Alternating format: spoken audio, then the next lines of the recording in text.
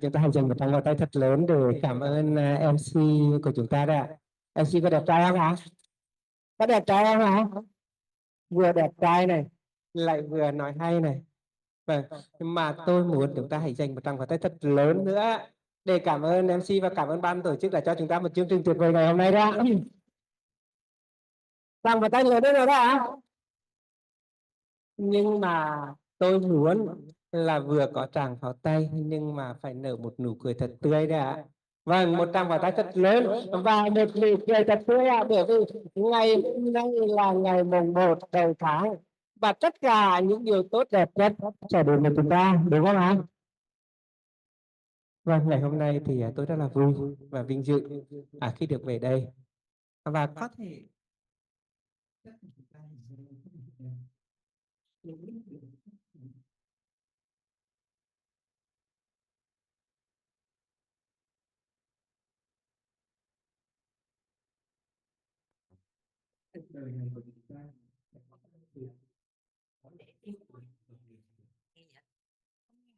và lên lên lắm của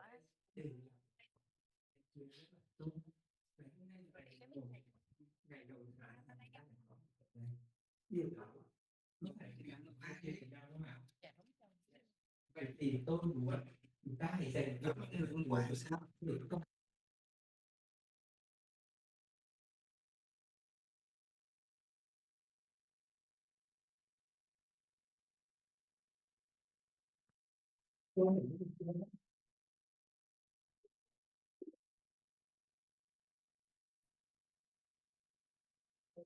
Vâng, cảm ơn chủ tịch ạ. Chúng ta hãy dành một tràng pháo tay thật lớn cho chủ tịch ạ. Ngày hôm nay thì tôi có mặt ở đây. Thực sự rất là cảm ơn một người, đó là Chủ tịch Trần Thị Nguyên, đã tạo điều kiện, đã giúp đỡ tất cả mọi người và để tạo cho chúng ta có một môi trường.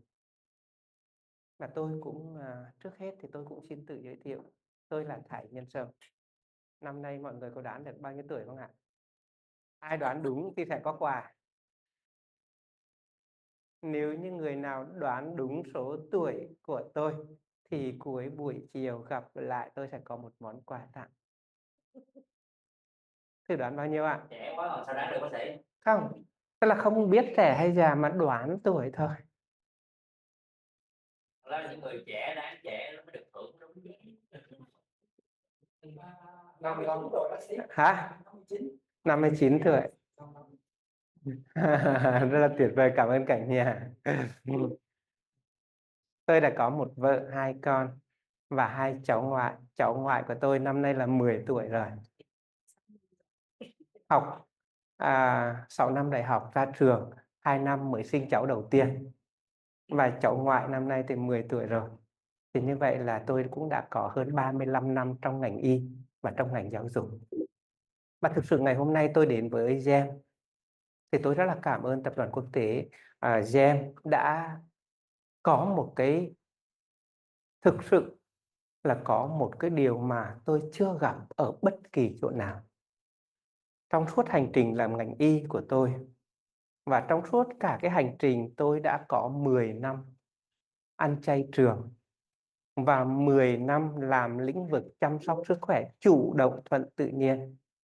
Tôi là một bác sĩ nội trú chuyên về tim mạch của trường Đại học Y Dược Huế. Và bác sĩ mọi người chắc cũng biết được là bác sĩ nội trú trường Đại học Y Dược Huế có thể nói là những loại hình đào tạo đặc biệt của ngành y. Nhưng suốt 10 năm nay tôi đang đi tìm kiếm những con người mà có thể trợ duyên cho tôi, giúp cho tôi có thể đưa được tất cả những cái kiến thức mà tôi tích lũy được suốt cả cuộc đời để chia sẻ, lan tỏa cho mọi người với một cái nền gọi là nền chăm sóc sức khỏe chủ động thuận tự nhiên. Và ngày hôm nay với cái tâm nguyện của Chủ tịch, với cái tâm nguyện của GEM đã thành lập được một cái viện gọi là Viện Y học sự sống. Đây là viện đầu tiên của Việt Nam cũng như là viện đầu tiên của thế giới nói về Viện Y học sự sống. Và tôi mong muốn tất cả chúng ta đây sẽ trở thành người bác sĩ của chính mình. Và tôi mong muốn tất cả chúng ta ngồi đây sẽ quyết định được sức khỏe của mình, không để phụ thuộc bất kỳ ai. Chúng ta có mong muốn điều đó không ạ? Chúng ta có mong muốn là sau cái chương trình này trở đi chúng ta sẽ không đến bệnh viện để khám nữa không ạ? Mà chúng ta quản trị được sức khỏe của chính mình và những người thân yêu của mình. Và GEM cũng như Viện Y học Sự sống sẽ là một cuộc cách mạng về y học sự sống. Ngày hôm nay là ngày mùng 1 tháng 7 và cũng là ngày để khởi đầu cho một cái hành trình, đó là cuộc cách mạng về y học sự sống. Và chính tôi với tư cách là viện trưởng của Viện Y học Sự sống mong muốn tất cả chúng ta ngồi đây sẽ là những người đầu tiên được hưởng cái điều tuyệt vời này của Chủ tịch Trần Thị Nguyên. Được hưởng những cái điều tuyệt vời mà nền y học sự sống sẽ giúp cho tất cả quý vị được quản trị sức khỏe của mình, giúp cho tất cả quý vị có được những kiến thức để chăm sóc sức khỏe cho mình, cho gia đình mình và phục vụ cho xã hội. Chúng ta có mong muốn điều đó không ạ? Vậy thì hãy dành một tràng pháo tay thật lớn để cảm ơn Chủ tịch của GEM, Chủ tịch Trần Thị Nguyên, người đã có thể dành trọn cả cuộc đời kiếm tiền để rồi từ đó dành tất cả cái số tiền đó để làm một cái việc duy nhất, đó là giáo dục và y tế. Chỉ mong sao tất cả mọi người bớt khổ. Chỉ mong sao mọi người được quyền quyết định sức khỏe và cuộc sống của mình. GEM sẽ là nơi quý vị đến đây, quý vị sẽ được tôi vẫn nói với tất cả mọi người, quý vị đến với GEM, quý vị sẽ được nhận được cái năng lượng của tình yêu thương. Quý vị sẽ vun đắp cái tình yêu thương đó và quý vị hãy lan tỏa cái tình yêu thương đó đến với cuộc đời này. Chúng ta có làm được điều này không ạ? Có không ạ? Một tràng pháo tay thật lớn cho chúng ta đã. Và tôi với tư cách là một bác sĩ nội trú, một giảng viên của trường đại học, một viện trưởng của Viện Nghiên cứu Y học Sự sống, sẽ cố gắng làm hết tất cả những cái điều gì mình có thể tích lũy được trong suốt cả cuộc đời này. Năm nay cũng gần 60 tuổi rồi. Và tất cả những cái gì tôi có, tôi sẽ chia sẻ lại hết cho tất cả mọi người. Bởi vì ngày mai tôi cũng không biết là tôi còn hay mất. Cho nên tôi sẽ cố gắng làm tất cả những cái điều gì đó để giúp đỡ tất cả mọi người có được một cuộc sống đúng nghĩa là y học vì sự sống. Có được không hả? Mọi người có sẵn sàng đón nhận như vậy không ạ? Nếu đón nhận thì hãy cho bác sĩ Sâm một tràng pháo tay. Nhưng một điều mà bác sĩ Sâm mong muốn đó là sau khi quý vị nhận được những tình cảm, những cái giá trị từ GEM, bác sĩ Sâm chỉ mong muốn một điều, đó là tất cả những cái gì chúng ta nhận được mà mình cảm thấy tốt lên, chúng ta có sẵn sàng lan tỏa cho cộng đồng không ạ? Có không ạ? Có sẵn sàng lan tỏa nếu như tuần này chúng ta chừng đầy người, nhưng mà tuần sau chúng ta có hứa là không đến đây một mình không ạ? Mà chúng ta ít nhất một người phải đi cùng với 2 người nữa đến đây. Để đó là điều mà quý vị đang cảm ơn bác sĩ Sâm tốt nhất. Được không?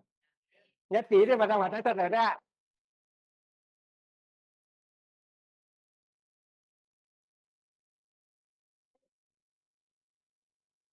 Vâng ạ, chúng ta hãy dành một tràng pháo tay thật lớn cho những người tắc đường đến sau ạ.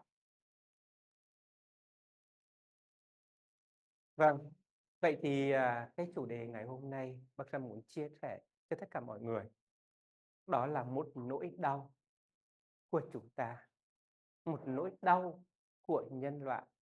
Và đặc biệt, và tôi biết được rằng chắc chắn trong cái căn phòng này chúng ta có thể không bị, nhưng người thân hoặc hàng xóm của chúng ta hoặc những người ngoài kia đang mắc căn bệnh này. Và chưa bao giờ Việt Nam lại đứng trong top đầu tiên những nước có tỷ lệ ung thư cao nhất thế giới. Nhưng chúng ta lại điều trị không đúng cách. Và chất lượng cuộc sống của những người mắc ung thư có thể nói vô cùng tuyệt vọng. Một thứ bệnh ung thư nếu chúng ta có một cách hiểu biết đúng đắn, nó không đáng sợ.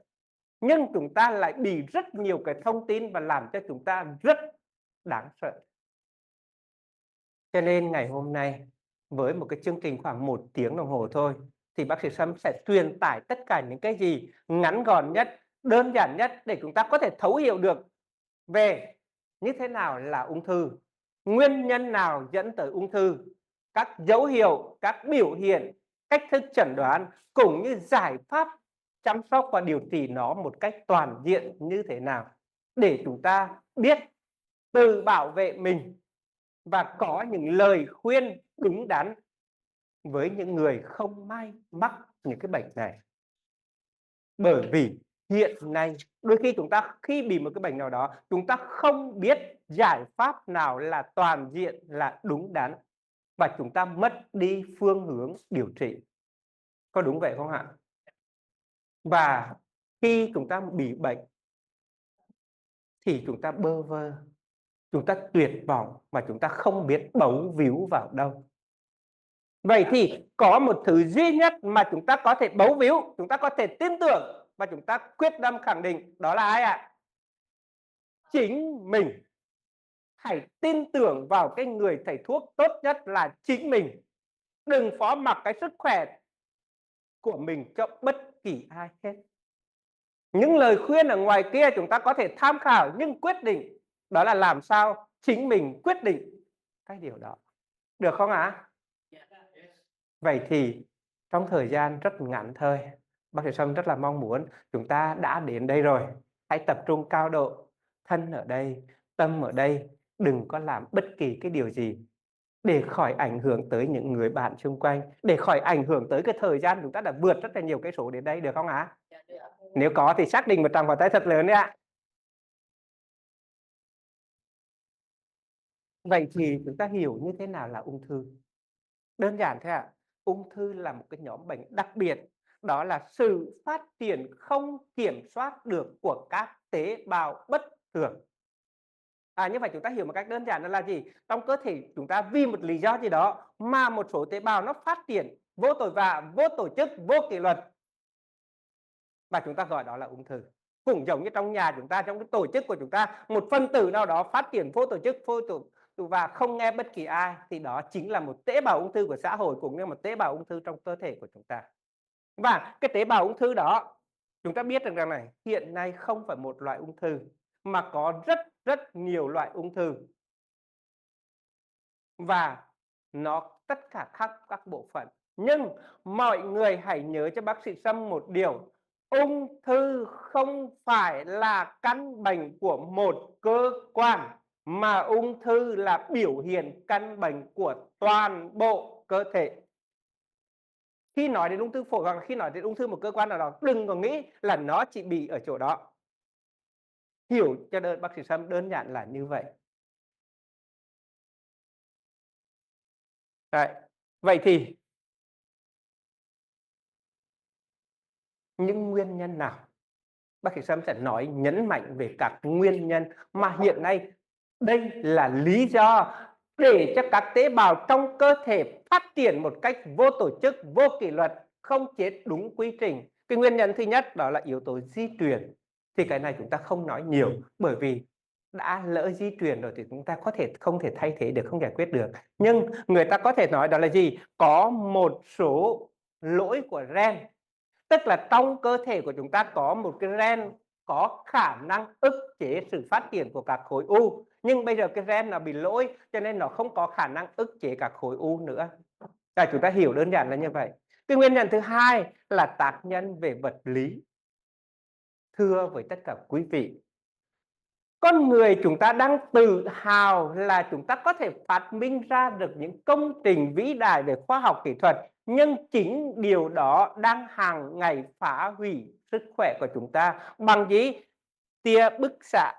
Hiện nay cái điện thoại của chúng ta là vật bất ly thân, và nó là một trong những thứ nó ảnh hưởng hàng ngày, hàng giờ đến chúng ta. Nó có thể gây nên đột biến gen, nó có thể gây nên thoái hóa tế bào não, nó có thể gây nên vô sinh, và nó có thể gây nên kích hoạt các tế bào ung thư. Đó là 3G, 4G, 5G, sóng Wi-Fi.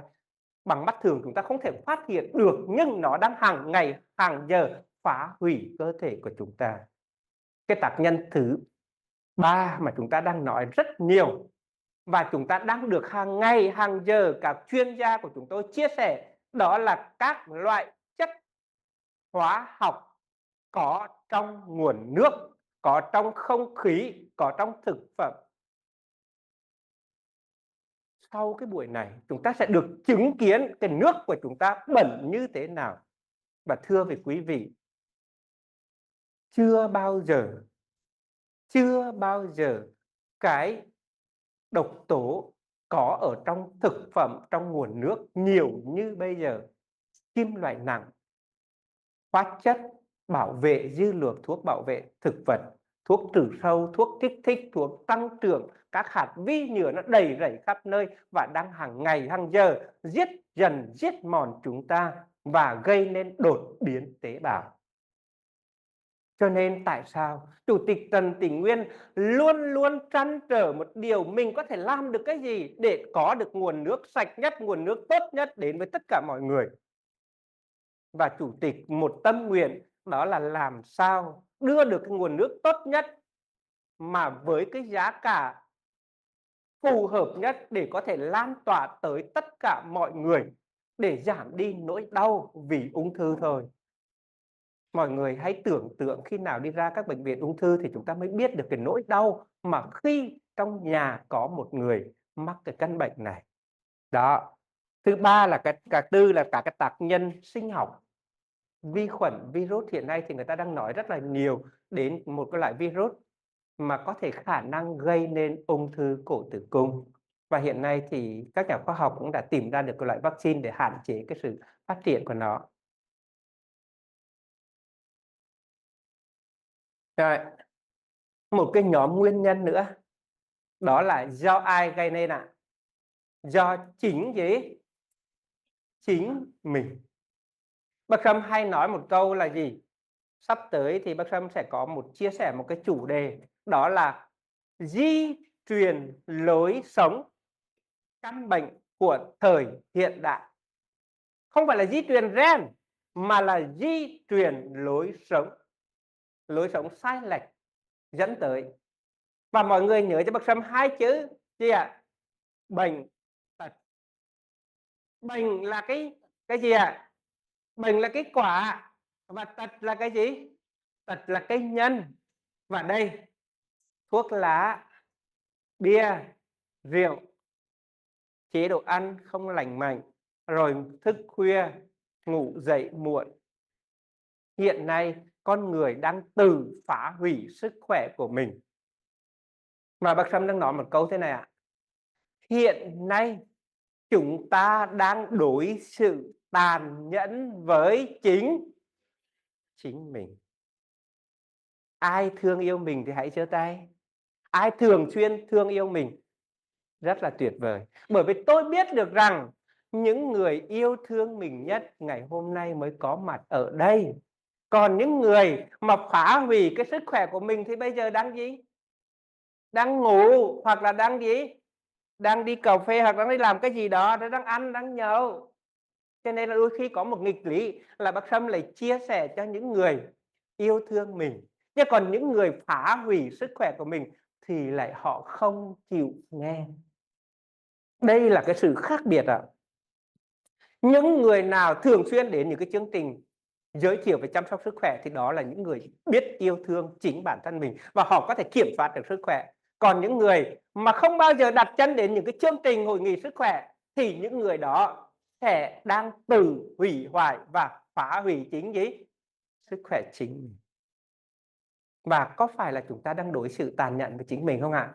đưa thuốc lá này, đưa rượu này, đưa bia này, đưa những cái lối sống sai lầm. Có không? Cho nên là đơn giản thôi. Muốn hết bệnh thì phải bỏ gì? Bỏ tật. Có đơn giản không ạ? Cực kỳ đơn giản thôi. Muốn hết bệnh thì phải bỏ tật. Được chưa? Nhớ chưa? Đơn giản vậy thôi mà.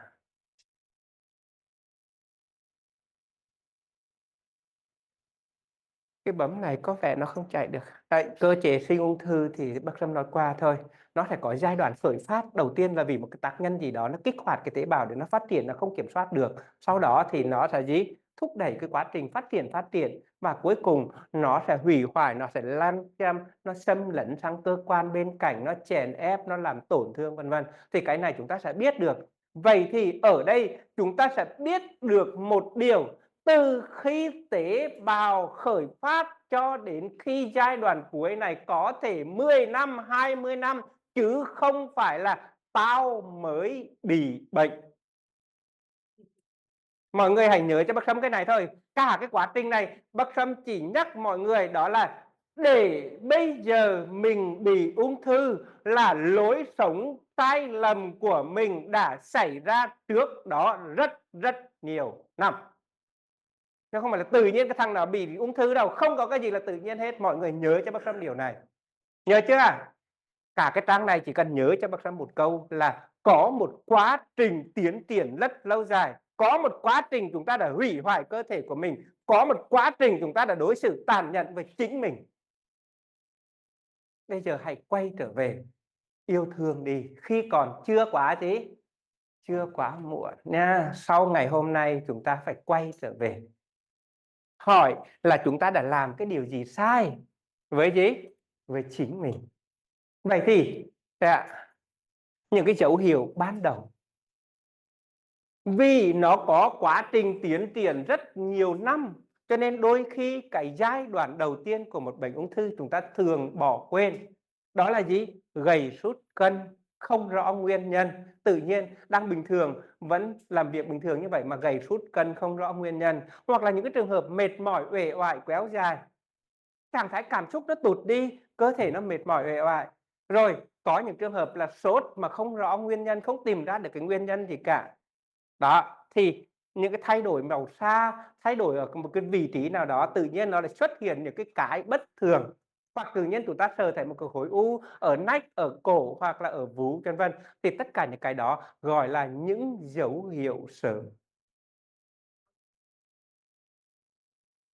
Thì có một cái đặc biệt ở đây, có rất là nhiều chị em. Thì hiện nay một trong những cái ung thư đó là ung thư vú đang gia tăng phát triển rất là nhiều. Thì bác Sâm vẫn khuyên đó là chị em hãy thỉnh thoảng kiểm tra để chúng ta biết được khi phát triển ra những bất thường. Ví dụ có cái khối nào đó nó phát triển lớn ra, nó thay đổi màu da, nó sần sùi hoặc là có cái gì bất thường thì chúng ta cũng nên đi kiểm tra. Thì đây là gọi là những cái dấu hiệu gì? Sớm. Tức là mơ hồ, mệt mỏi, uể oải, chán nản, tụt năng lượng, thay đổi màu sắc hoặc là có một khối u bất thường hoặc là đi cầu bất thường, rối loạn tiêu hóa bất thường kéo dài hoặc là tiểu buốt, tiểu rắt hoặc là tiểu có máu hoặc là ho ra máu chẳng hạn. Thì đó là những cái biểu hiện gì? Sớm. Hoặc là mệt mỏi, chán ăn, trước đây ăn ngon. Đó, thì đó là những cái dấu hiệu sớm. Còn khi mà dấu hiệu muộn thì tùy theo biểu hiện của cơ quan nào mà nó sẽ có những triệu chứng cụ thể. Ví dụ như dạ dày, đầy bụng, chướng bụng, ựa hơi, ựa chua, ăn không tiêu, đi ngoài phân đen hoặc là có thể thỉnh thoảng nôn ra máu chẳng hạn. Hoặc là ví dụ như ung thư phổi thì thường là gì? Người mệt mỏi, đau tức ngực, cảm thấy thở không thông và có thể ho ra máu. Thì đó là những cái triệu chứng của phổi. Hoặc là những cái trường hợp mà lúc thì đi cầu, lúc thì táo, lúc thì lỏng, lúc đi cầu, lúc ra ngoài có máu thì chúng ta phải cảnh giác có những khối u của đại trực tràng. Hoặc đối với phụ nữ thì có những trường hợp mà kinh nguyệt bất thường, rong kinh hoặc là băng kinh băng huyết gì đó hoặc là ra khí hư nhiều, có thể có những dấu hiệu của gì? Ung thư cổ tử cung. Thì tùy theo từng tình trạng bệnh lý mà chúng ta có thể có triệu chứng tại chỗ cơ quan đó hoặc có triệu chứng tại chỗ của biến chứng của nó, hoặc là chèn ép, hoặc là gì? Hoặc là di căn sang các cơ quan khác đó, thì tùy theo từng tình trạng đặc biệt. Thì trong cái buổi này bác Sâm chỉ giới thiệu tổng quát thôi, còn hôm sau nữa thì có những bệnh cụ thể thì bác Sâm sẽ đi chi tiết vào từng bệnh, được không ạ? Ok. Đó. Vậy thì để chẩn đoán này,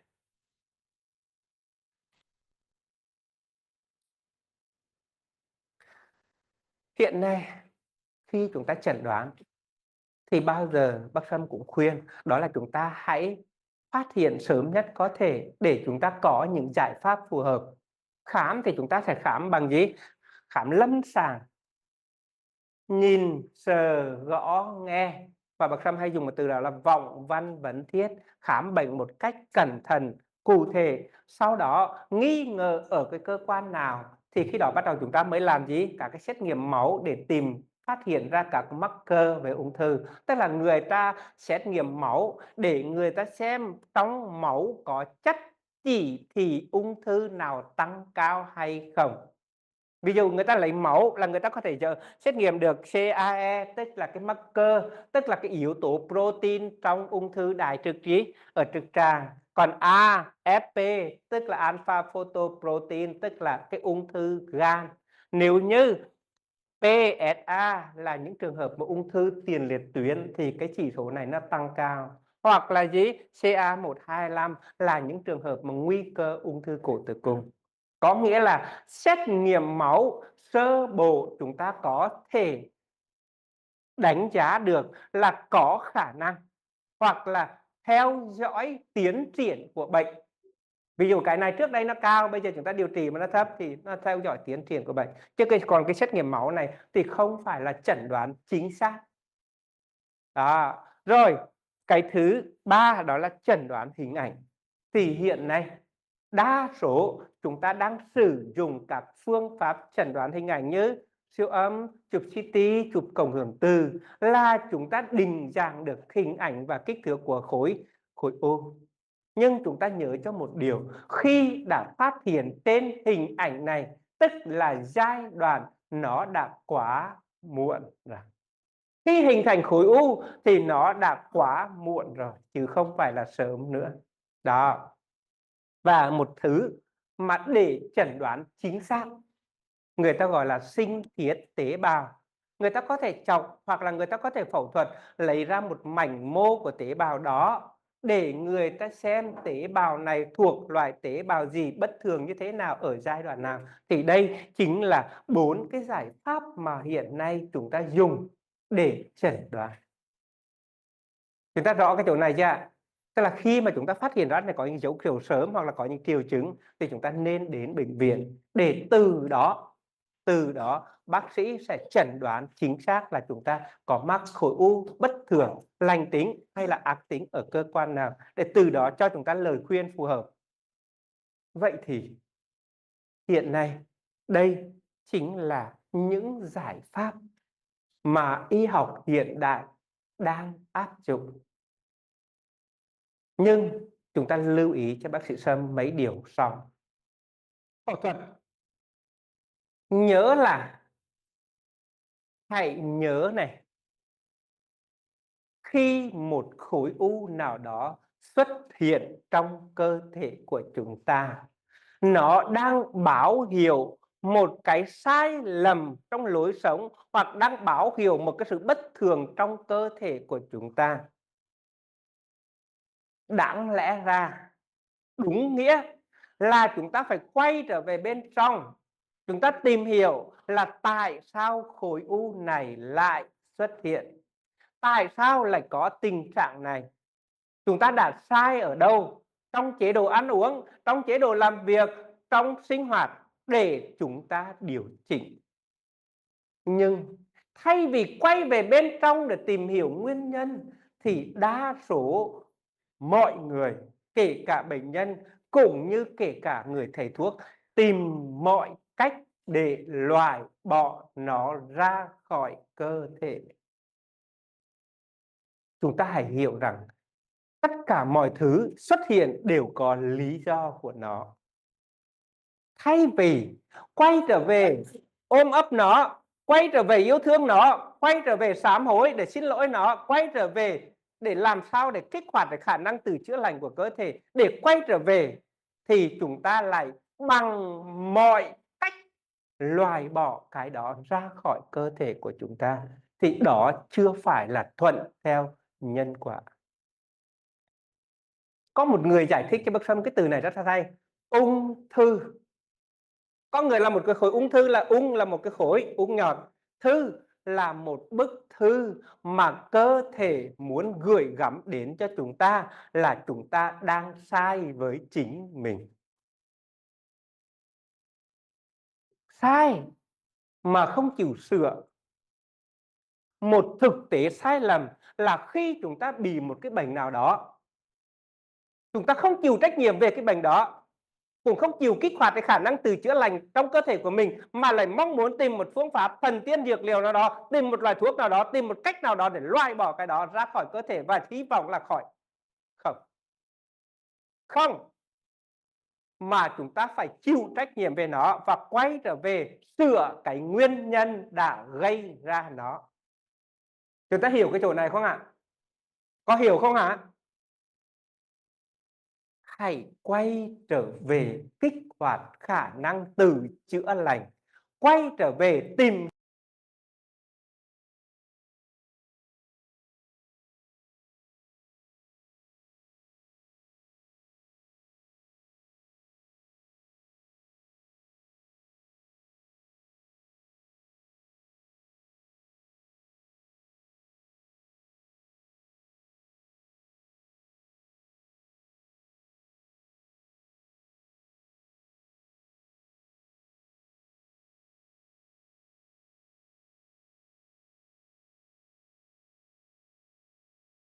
Thì một hai ở chỗ này không có ý nghĩa nhiều.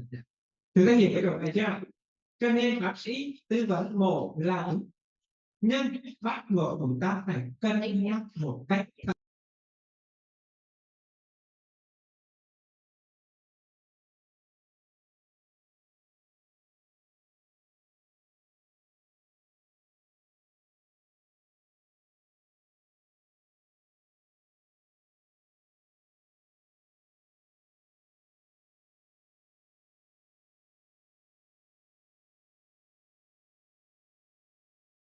câu trả lời là không.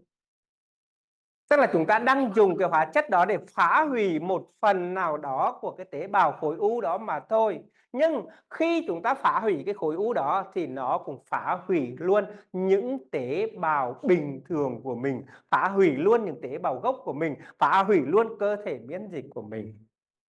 Đây là một nỗi đau khi những ai mà không hiểu biết mình mà cứ dùng hóa chất.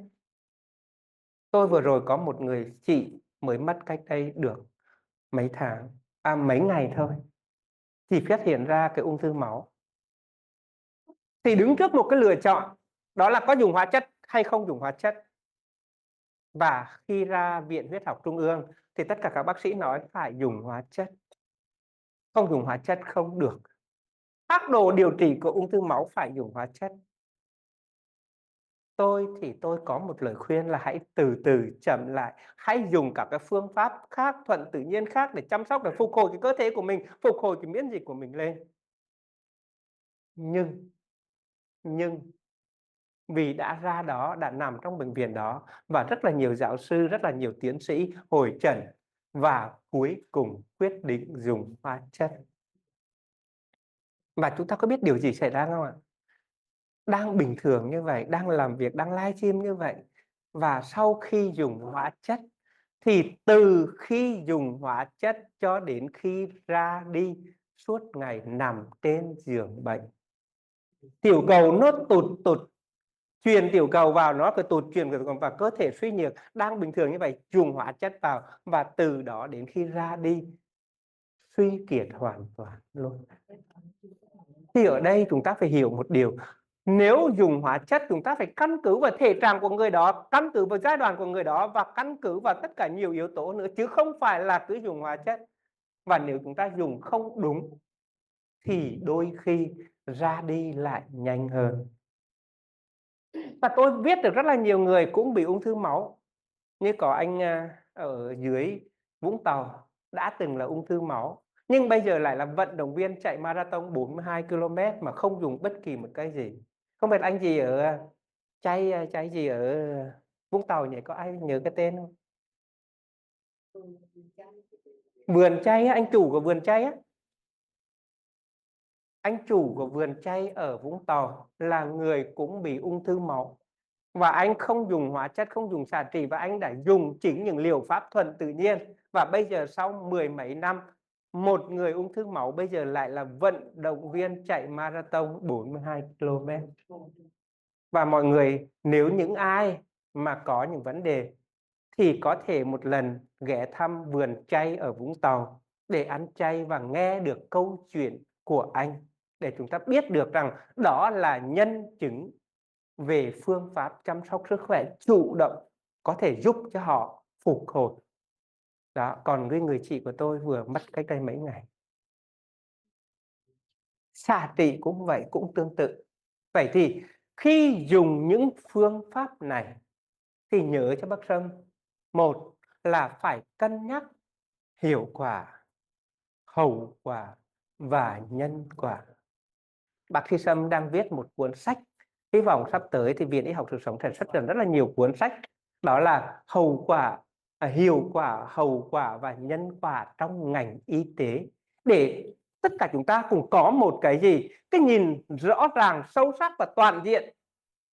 Và bác Sâm nói một câu thế này này: khi chúng ta dùng một cái phương pháp nào đó, điều trị nào đó, chúng ta phải chịu hoàn toàn về nó.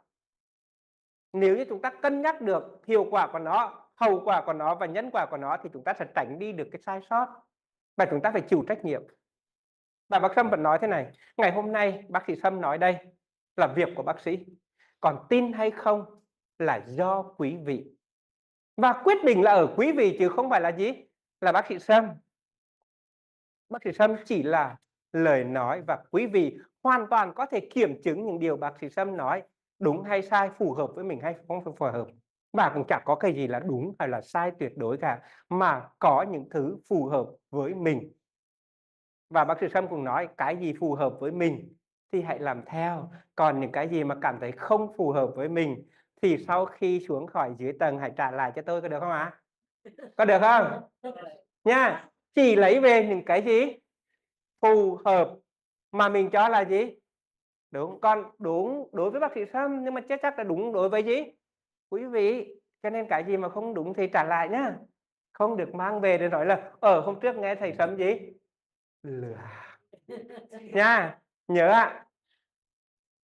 Vậy thì hiện nay một phương pháp điều trị ung thư được đánh giá là hiệu quả và an toàn, đó là liệu pháp miễn dịch. Làm thế nào để kích hoạt được cái khả năng miễn dịch của cơ thể, làm thế nào để miễn dịch của cơ thể tốt nhất để chống lại, kìm hãm sự phát triển của tế bào ung thư. Và đây chính là giải pháp của tương lai. Miễn dịch thì nó sẽ có hai giải pháp: miễn dịch tự thân và miễn dịch đưa từ bên ngoài vào. Nhưng hiện nay thưa với tất cả quý vị, những cái loại miễn dịch đưa từ bên ngoài vào nó vô cùng đắt.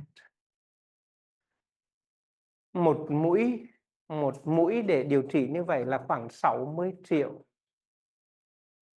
Và có người thì một mũi, 2 mũi một lần. Và cứ 3 tuần là tiêu khoảng 120 triệu. Thì đây là cái điều nó rất là tốt, bởi vì nó là hiệu quả và nó là an toàn, nhưng mà nó giá quá đắt so với điều kiện. Và thực sự khi một người mà mắc bệnh mà nếu chúng ta không có giải pháp thì không thể trụ được với chưa chết vì bệnh nhưng mà đã chết vì hết tiền rồi. Vậy thì việc còn lại duy nhất mà chúng ta phòng và chữa ung thư tốt nhất đó là kích hoạt khả năng miễn dịch của chính mình, kích hoạt khả năng tự chữa lành của chính mình.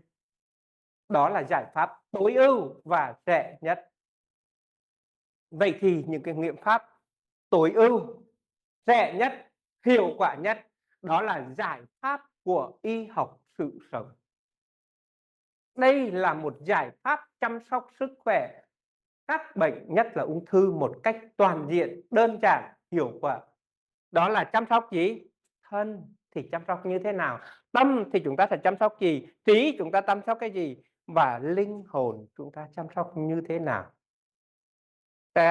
Đây, y học sự sống là một sự kết hợp hoàn hảo, là một sự kết hợp toàn diện giữa Đông y, Tây y, dinh dưỡng, tự nhiên, thậm chí là y học dân tộc Việt nữa, để không chỉ là ức chế sự phát triển của khối u mà là điều trị toàn diện cả gì?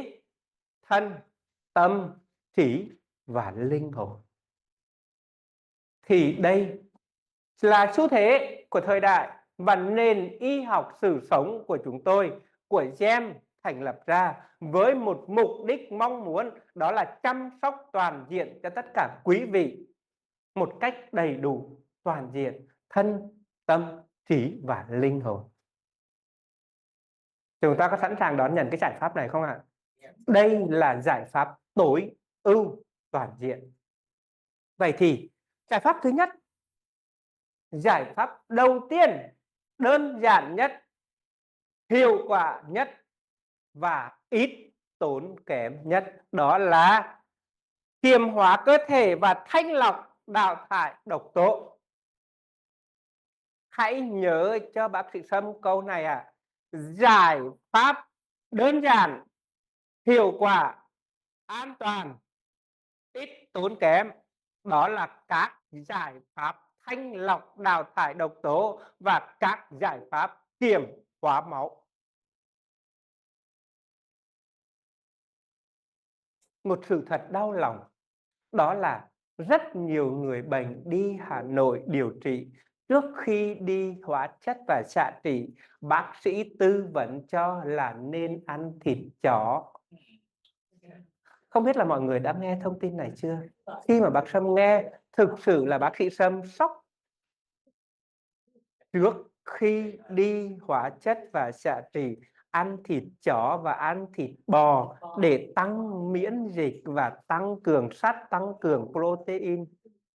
Mà là ở bệnh viện gì? Trung ương họ hướng dẫn như vậy. Cho nên đây là một cái lời kêu gọi, và Viện Y học sự sống kêu gọi, đó là giải pháp phòng và hỗ trợ điều trị ung thư đơn giản, hiệu quả, ít tốn kém là thanh lọc đào thải độc tố và kiềm hóa máu. Ta biết rằng là tế bào ung thư là tế bào mà nó phát triển tốt nhất trong môi trường axit. Vậy thì việc kiềm hóa cơ thể, việc đào thải axit dư thừa trong cơ thể là việc làm ức chế sự phát triển của các tế bào ung thư, cũng như hỗ trợ điều trị tế bào ung thư. Vô cùng gì? Đơn giản, hiệu quả, mà gì? Rất là rẻ tiền. Vậy thì đầu tiên đúng là chúng ta phải điều chỉnh chế độ ăn uống, giàu kiềm, ít đạm động vật, nhiều thực vật sống là nền tảng quan trọng nhất. Và mọi người hãy ghi cho bác sĩ Sâm một công thức này thôi. Tất cả những người mắc những khối u hoặc các bệnh mãn tính thì hãy nhớ cho bác Sâm một công thức đơn giản nhất. Đó là thực vật toàn phần, tươi sống, đa dạng, đủ màu sắc, đủ mùi vị, theo vùng miền và theo mùa. Hết. Mọi người có thể đọc tung tất cả mọi tài liệu hoặc tất cả mọi cái dinh dưỡng học, khóa này khóa kia, thì một công thức hết sức đơn giản, đó là những người mắc các khối u hoặc là mắc các bệnh mãn tính hãy nhớ cho bác sĩ Sâm một công thức như vậy thôi. Thực vật toàn phần, tươi sống, đa dạng, đủ màu sắc, đủ mùi vị, theo vùng miền và theo mùa, chiếm từ 80% trở lên. Nếu mà người nào tuyệt vời nhất là 100%, còn nếu không thì 80%. Được chưa ạ? Công thức này nhớ được chưa ạ? Và bác sĩ Sâm có thể khẳng định một điều, nếu như quý vị mà thực hiện được chế độ này thì tất cả những cái bệnh mãn tính của quý vị sẽ được giải quyết một cách từ từ sẽ được giải quyết. Thứ hai, cái giải pháp thứ hai là uống nước hydrogen ion kiềm tự nhiên. Hiện nay trên thị trường sẽ có rất nhiều nước hydrogen ion kiềm, nhưng bác sĩ Sâm khuyên chúng ta biết được nước hiện nay có 4 loại nước: nước bẩn, nước sạch, nước tốt và nước chữa lành. Trong số tất cả những ai ở ngồi đây, ai có thể nói cho bác Sâm biết là như thế nào là nước chữa lành? Healing water sẽ có quà đấy ạ. Ai ạ? Xin mời em.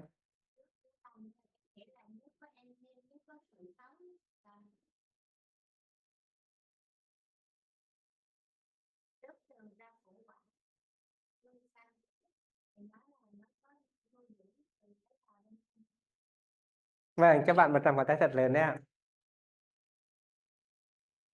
Mọi người sẽ hiểu cho bác Sâm này, và mọi người sẽ tự về mình tự biết là cần dùng nước gì. Có 4 loại nước. Nước bẩn, đa số hiện nay chúng ta đang sử dụng nước bẩn, và những ai mà tí nữa đưa nước đến thì chúng ta sẽ biết được là nước của mình đã sạch hay chưa. Thứ hai là nước sạch. Như thế nào là nước sạch? Thứ ba, như thế nào là nước tốt? Và thứ tư, như thế nào là nước chữa lành? Thì câu trả lời chúng ta sẽ được bật mí ở chương trình sau, được không ạ? Sẽ được bật mí trong khoảng 15 phút nữa thôi. Đó, để chúng ta biết được như thế nào là nước chữa lành, healing water. Tôi làm em hiểu là đây có cái năng lượng yêu thương trong đó, tức là mình dán những câu biết ơn hay là những cái lời yêu thương những nước đó, và cái tâm khi uống nó phải là thật sự là nó không có sự là sân si hay là ghét hay là đó. Nói chung là mình phải cái nguồn nước đi uống nước ở đâu rồi mình uống khi đưa vào người mình lòng biết ơn yêu thương có sự ghi nhận. Rất là tuyệt vời ạ. Chúng ta hãy dành cho bạn một tràng pháo tay thật lớn đấy ạ. 2 câu trả lời rất là tuyệt vời, đúng không ạ? Nhưng muốn biết là healing water như thế nào, hãy chờ. Được không ạ? Sau 15 phút nữa thì câu trả lời chính xác sẽ đến từ Chủ tịch Trần Thị Nguyệt. Ok, vậy thì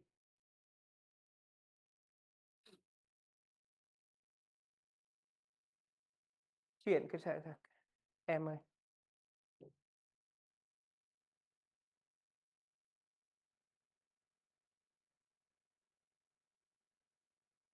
Chuyện lại cái slide của thầy. Để đây.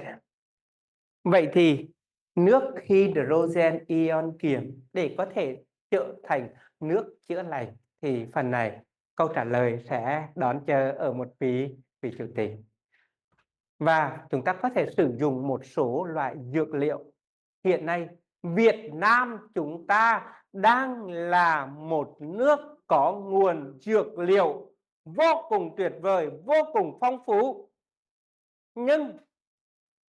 Nhưng chúng ta lại không tìm hiểu, không sử dụng những loại dược liệu tuyệt vời của chúng ta, mà lại đi bỏ tiền mua những thứ rất đắt nhưng chưa chắc đã bằng cái của chúng ta. Cho nên Viện Y học Sự sống của chúng tôi sắp tới sẽ là nơi bảo tồn, phát triển, nhân rộng các nguồn dược liệu quý hiếm tại Việt Nam. Hiện nay ở Việt Nam có hơn 5.000 loại dược liệu, là một trong những đất nước vô cùng phong phú. Và chúng ta hãy nhớ một câu, đó là nam dược trị nam nhân. Tức là tất cả những cái dược liệu của chúng ta nó phù hợp với con người của mình. Nhớ ạ, bởi vì một cái dược liệu ở cái vùng hàn đới nó không phù hợp với cơ thể của chúng ta, đó là vùng nóng ẩm. Cho nên tại sao là gì? Theo vùng miền và theo mùa. Chúng ta ở đâu thì tất cả, nhớ cho bác sĩ Sâm này, tất cả những loài cỏ cây hoa lá xung quanh nhà chúng ta đó chính là những vị dược liệu nhưng mà chúng ta chưa tìm hiểu. Thì sắp tới Viện Y học sự sống sẽ bảo tồn, phát triển và nguồn quý gen quý hiếm để có thể giúp cho chúng ta có được những cái sản phẩm tốt. Và chúng ta có muốn sau này để được sử dụng những cái này miễn phí không ạ?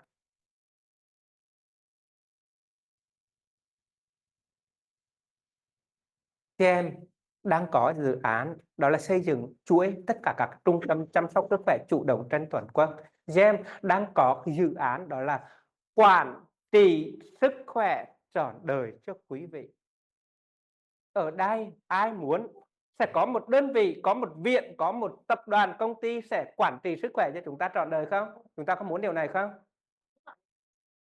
Hy vọng tất cả những đối tác tuyệt vời của chúng tôi ngồi ở đây sẽ được hưởng một cái phần quà mà chủ tịch sẽ quyết tâm làm, đó là giúp quản trị sức khỏe trọn đời cho quý vị. Dự án đó là dự án quản trị sức khỏe trọn đời và biến tất cả cái ngôi nhà của quý vị trở thành lighthouse, ngôi nhà của sự sống. Trong cái ngôi nhà đó, cái bếp của quý vị được phép có những cái gì, không được phép có cái gì. Trong cái nhà của quý vị sẽ có một không gian để thiền. Trong cái nhà của quý vị sẽ có những cái cuốn sách chữa lành mà các quý vị cần phải học tập. Và trong cái ngôi nhà của quý vị phải có năng lượng, ngọn lửa của tình yêu thương ở trong đó. Chứ không phải là cái nhà mà phải là gì? Là tổ ấm, mà phải là lighthouse. Quý vị, tất cả quý vị có muốn cái nhà của mình trở thành lighthouse không? Và quý vị có muốn GEM sẽ quản trị sức khỏe trọn đời cho quý vị không? Và sắp tới quý vị sẽ được chăm sóc sức khỏe theo cá nhân hóa, tức là mỗi người ngồi đây sẽ được làm xét nghiệm gen. Hy vọng khi đó chủ tịch sẽ có xét nghiệm gen miễn phí cho quý vị. Được không ạ? Hãy dành một tràng pháo tay thật lớn để cảm ơn chủ tịch ạ. Rồi, thứ nhất là gì? Thanh lọc, đào thải độc tố và kiểm hóa máu. Thì thanh lọc, đào thải độc tố sắp tới quý vị sẽ được chương trình mà sắp tới thì chị em sẽ tổ chức chương trình đó là nhìn ăn uống nước hydrogen ion kiềm để tái sinh cơ thể. Ai muốn tái sinh ạ? Tái sinh thực sự thì sắp tới chúng tôi sẽ có chương trình là giúp cho quý vị tái sinh cả thân, cả tâm bằng một biện pháp vô cùng đơn giản, không tốn kém, đỡ tốn tiền mà lại rất gì? Rất hiệu quả. Đó là chỉ cần nhìn, ăn và uống nước hydrogen ion kiềm để thanh lọc thân, thanh lọc tâm, để giúp cho quý vị tái sinh, trẻ hóa. Được không? Có được không? Dạ được. Nó vô cùng rẻ. Nhưng mà đa số chúng ta, những cái gì mà rẻ quá cho không, đôi khi chúng ta không biết trân quý. Còn sao lại lấy tiền cho đắt cơ? Thì người ta mới gì? Mày đi cho thầy bảo là rẻ, không đi đâu. Con người chúng ta kỳ vậy đó. Cái gì rẻ nhất thì bây giờ mọi người là coi thường nhất. Đó là không khí, đó là nước, mọi người đang coi thường nhất. Nhưng cái đó là quan trọng nhất của cuộc sống. Nó có vô lý không ạ? Thử nín thở tí xem. Đúng không ạ? Vậy thì tăng cường miễn dịch bằng cái gì? Liệu pháp thở, thiền và yoga. Thì sắp tới chúng tôi đang thường xuyên có cái chương trình buổi sáng đều có người hỗ trợ dẫn thiền cho quý vị. Sắp tới chúng tôi cũng sẽ có những người chuyên gia huấn luyện về yoga cho quý vị để luyện tập. Và chúng tôi muốn là cả xã hội này được học thở, học thiền, học yoga một cách miễn phí, chứ không phải là thu tiền. Chúng tôi sẽ có phòng Zoom ở đây. Và sau khi một người ở đây hướng dẫn sẽ truyền đi tất cả các phòng Zoom cho tất cả nước, ở tất cả các trung tâm đều đến đó để được tập, để được luyện tập. Đó là mong muốn khát khao của chủ tịch, là tất cả chúng ta phải được tận hưởng cái cuộc sống một cách đích thực. Nhưng mà phải gì? Phải trong cái sự happy và không mất tiền. Đó. Rồi, năng lượng sinh học, châm cứu Reiki, châm cứu bấm huyệt, khai thông kinh mạch. Có một thứ mà sau này chúng ta đã hiểu được, đó là không biết ở đây những ai đã biết được phương pháp Ho'oponopono chưa? Những ai đã biết và thực hành Ho'oponopono chưa? Thì đây là một trong những phương pháp chữa lành bằng năng lượng của tình yêu thương, năng lượng của lòng trắc ẩn, năng lượng của tâm từ bi. Và sắp tới thì quý vị sẽ được đón một cuốn sách của Viện Y học Sự sống, đó là Chữa lành tận gốc mọi loại bệnh tật bằng tâm từ bi và trí tuệ. Người ta có muốn sở hữu cuốn sách này không ạ? Nhớ là chữa lành tận gốc mọi loại bệnh tật bằng tâm từ bi và trí tuệ. Đó.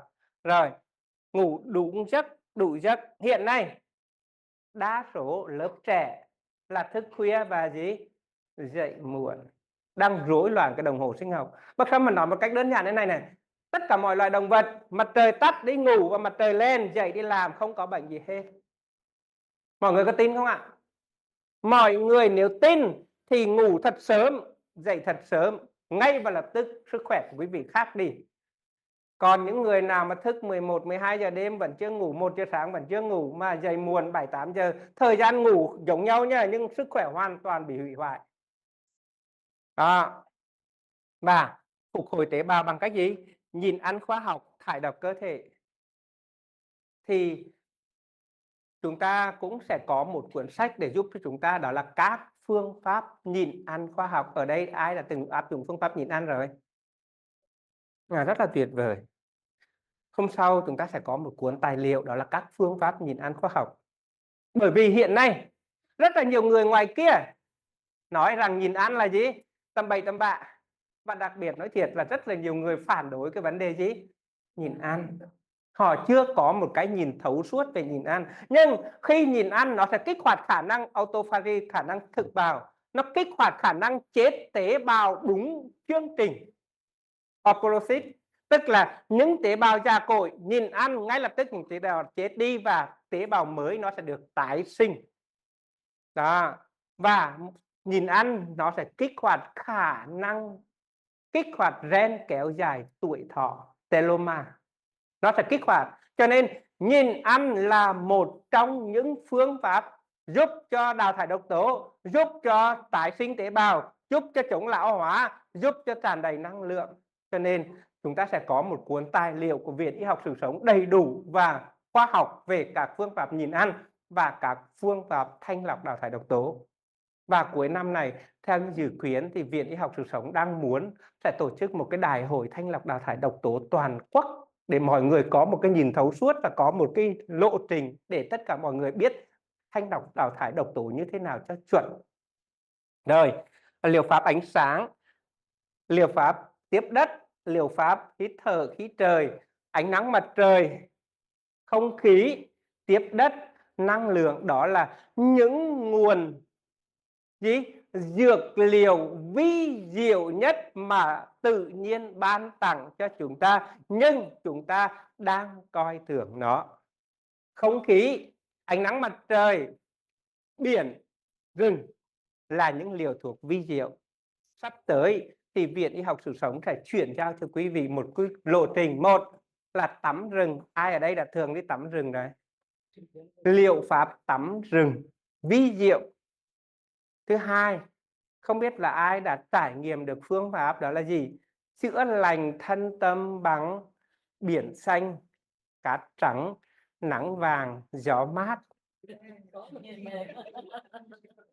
Và sắp tới thì bác sĩ Sâm sẽ chuyển giao cho mọi người quy trình thiền chôn cát. Nó vô cùng vi diệu. Ai đã trải nghiệm thiền chôn cát rồi? Có tuyệt vời không ạ? Rất là tuyệt vời. Chữa lành thân tâm. Và hy vọng sắp tới thì bác sĩ Sâm sẽ chuyển giao cho tất cả mọi người quy trình trải nghiệm thiền chôn cát. Bác sĩ Sâm cũng đã từng đi cùng với sư cô Chánh Kiến để tổ chức các cái chương trình thiền chôn cát cho tất cả mọi người, rất là tuyệt vời đó. Rồi, liệu pháp tế bào gốc. Tế bào gốc thì chúng ta có thể tạo tế bào gốc từ bên ngoài hoặc là tế bào gốc từ bên trong. Hiện nay người ta đưa tế bào gốc từ bên ngoài nuôi cấy đưa vào, hoặc là kích hoạt khả năng tạo tế bào gốc từ bên trong. Đó, và liệu pháp oxy, vân vân.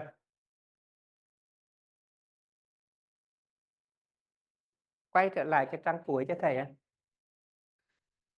Em ơi, quay trở lại cái trang cuối cho thầy. Cái trang cuối, quay trở lại cái slide cuối cùng á. Cho thầy một chút nữa.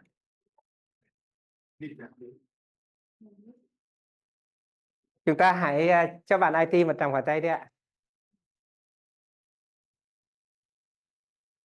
Cái trang cuối cùng. Rồi, ok em. Thông điệp là hiện nay chúng ta có thể có hơn 100 loại ung thư, nhưng hoàn toàn chúng ta có thể tiếp cận được một cách toàn diện. Đó là chữa lành thân như thế nào, tâm như thế nào, trí như thế nào, linh hồn như thế nào. Thứ hai nữa là chiều kích. Nhớ ạ, ung thư chỉ được giải quyết một cách tuyệt vời nhất, ổn định nhất, hòa hợp nhất. Đó là chúng ta sẽ tác động cả vào gì? Thân, tâm, trí và linh hồn. Linh hồn ở đây có nghĩa là gì? Sau này thì mọi người sẽ hiểu một chút. Đó là chúng ta kết nối với chính mình, kết nối với vũ trụ và sống một cuộc sống có ý nghĩa, có mục đích. Đó là chúng ta đang kết nối và tiến hóa về linh hồn, chứ không có cái gì nó phức tạp hết. Thì sau này chúng ta sẽ được hiểu. Và không chỉ điều trị khối u mà chúng ta phục hồi con người. Và nhớ cho bác Sâm câu này này. Chúng ta có thể không chữa lành khỏi ung thư, nhưng chúng ta có thể chữa lành ung thư. Không thể chữa khỏi ung thư, nhưng hoàn toàn chúng ta có thể chữa lành ung thư. Hai khái niệm này hoàn toàn khác nhau.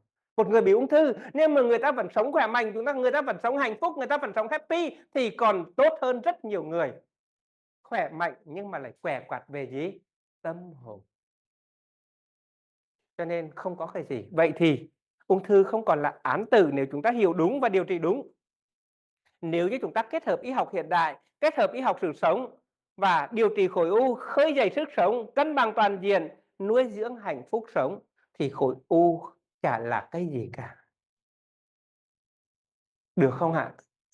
Và hãy quên nó đi. Và hãy quay trở về yêu thương, ôm ấp, sám hối với nó mỗi ngày. Và bác Sâm khuyên đó là tất cả những ai nếu như lỡ may, không may mắc cả cái khối u thì chúng ta hãy thực hành thường xuyên cho bác Sâm liệu pháp Ho'oponopono. Quay về, xin lỗi, xin tha thứ, cảm ơn và yêu thương nó.